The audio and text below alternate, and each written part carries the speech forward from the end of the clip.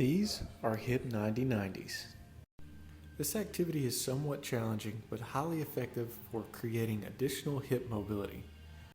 To get into the starting position, we want to achieve three 90-degree angles, one at the knee, the second being the hips, and the third at the opposite knee. For beginners, I suggest placing your hands on the floor behind your back. From there, we're going to start a reciprocal windshield wiper type of motion. The goal is to keep the feet relatively in place while achieving an internal and external rotation at the hips.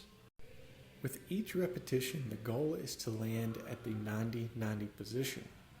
Once you get to the end range, then the goal is to keep the torso in an upright position and exhaling while you sink your hips down towards the floor. It's very common to get cramping or some just general discomfort during the rotation of this activity and during the end position of this activity. If you notice that it's challenging to keep your torso upright, then use your hands to your advantage. You want to make sure that you're placing enough pressure through the hands to maintain a little bit more of that upright position, especially at end range.